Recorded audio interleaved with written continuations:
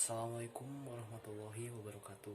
Perkenalkan, nama saya Gaiska. Saya selaku moderator dari kelompok 3. Di sini saya akan membahas tentang perkembangan bahasa Indonesia tahun 1972 sampai dengan sekarang.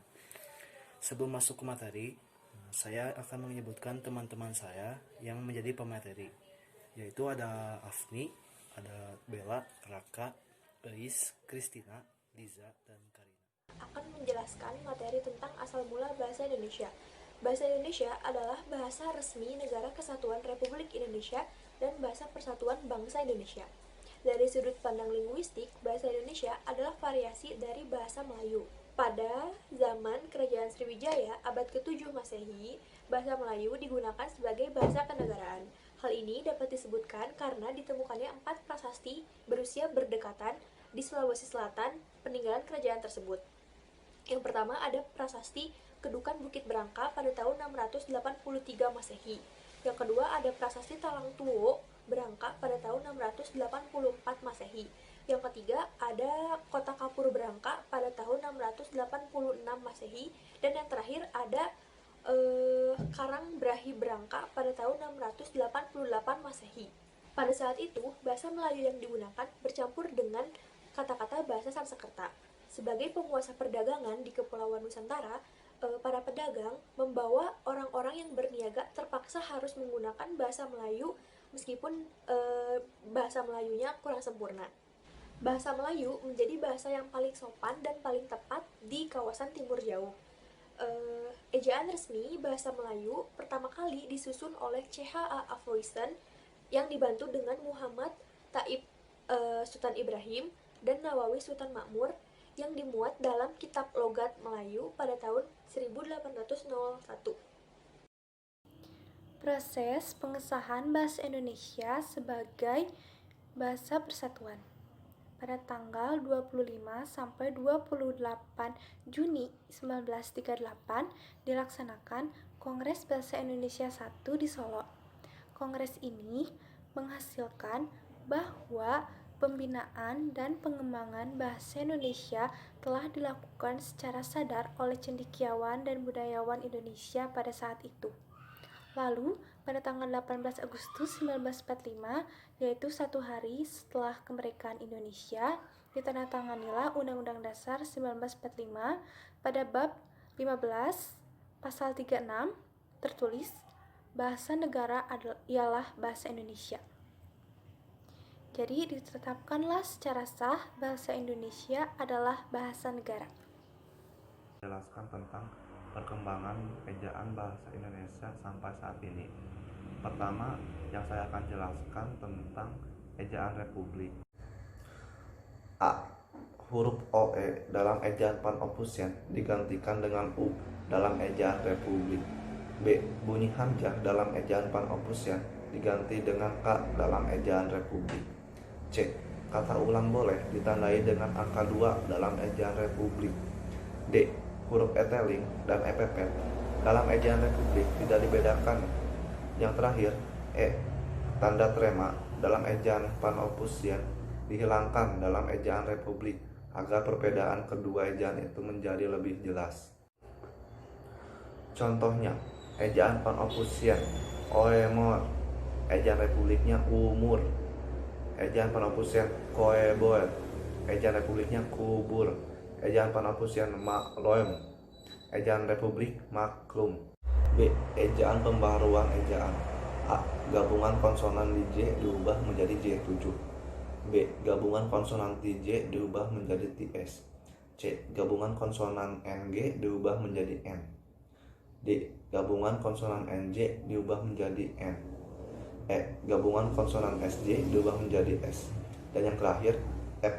Kecuali itu gabungan vokal AI, AU, dan OI atau yang lazim disebut diftong ditulis berdasarkan pelafalannya, yaitu menjadi AY, AW, dan OY. Misalnya, EYD adalah ejaan yang disempurnakan. Contohnya, santai, ejaan pembaharuannya santai, huruf akhirnya menggunakan huruf Y. EYD, gulai, ejaan pembaharuannya gulai, sama menggunakan huruf di akhirnya. EYD harimau, ejaan pembaruannya harimau menggunakan huruf W akhirnya. EYD kalau, ejaan pembaruannya kalau huruf akhirnya menggunakan huruf W. EYD amboy, ejaan pembaruannya amboy menggunakan huruf Y akhirnya. Ejaan Melindo. Ejaan Melayu Indonesia merupakan hasil perumusan Ejaan Melayu Indonesia pada tahun 1959. Ejaan Melindo ini diawali dengan diselenggarakannya Kongres Bahasa Indonesia kedua pada tahun 1945 di Medan, Sumatera Utara. Bentuk perumusan ejaan Melindo ini adalah bentuk penyempurnaan dari ejaan sebelumnya. Kemudian di sini juga ada ejaan baru atau yang disebut dengan ejaan LBK. Terdapat 5 ejaan baru atau ejaan LBK. Yang pertama, gabungan konsonan DJ menjadi J. Seperti yang teman-teman lihat pada tabel tersebut ada EYD dan ejaan baru. Ejaan EYD misalnya seperti remaja, kemudian di ejaan barunya menjadi remaja. Kemudian di situ juga ada jalan menjadi di jalan. Kemudian ada juga perjaka menjadi perjaka. Yang kedua, gabungan konsonan TJ menjadi C. Seperti yang teman-teman lihat di tabel, di situ juga terdapat kata EYD dan ejaan baru. Misalnya cakep menjadi tejakep. Kemudian baca menjadi badca.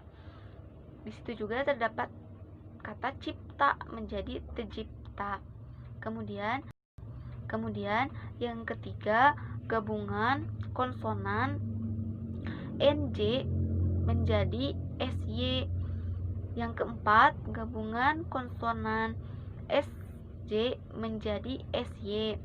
Yang kelima, gabungan CH menjadi KH.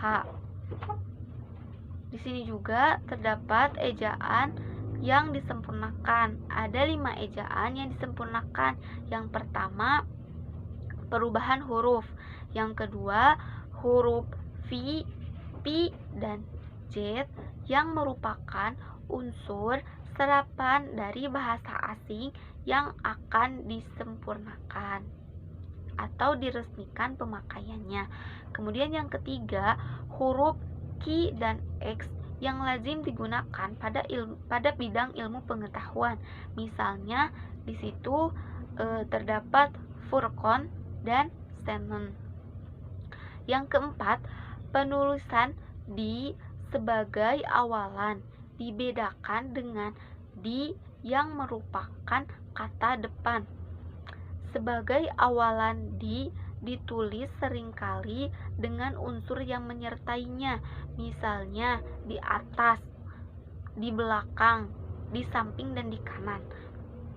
Kemudian di situ juga ada di sebagai kata depan yang terpisah dari kata yang mengikutinya, misalnya di kantor, kemudian di pasar, begitu.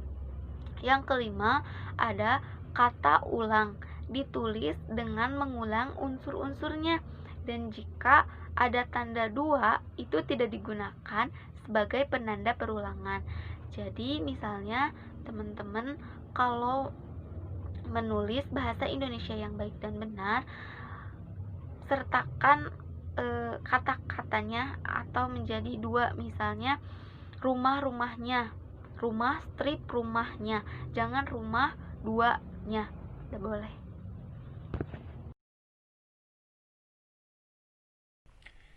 Ejaan bahasa Indonesia. 1. Penambahan huruf vokal diftong pada EYD. Huruf diftong hanya 3, yaitu AI, AU, dan OI. Sedangkan pada EBI, huruf diftong ditambah 1, yaitu EI, misalnya pada kata geyser and survey. Yang kedua, penggunaan huruf kapital. Pada EYD tidak diatur bahwa huruf kapital digunakan untuk menulis unsur julukan, sedangkan dalam EBI unsur julukan diatur dan ditulis dengan awal huruf kapital. Yang ketiga, penggunaan huruf tebal. Dalam EYD, fungsi huruf tebal ada 3, yaitu menuliskan judul lagu, bab, dan semacamnya, mengkhususkan huruf, serta menulis tema atau subtema dalam kamus. Dalam EBI, fungsi ketiga dihapus. Di sini saya akan menjelaskan tentang pertemuan yang dilakukan 5 tahun sekali dalam proses perkembangan sejarah bahasa Indonesia.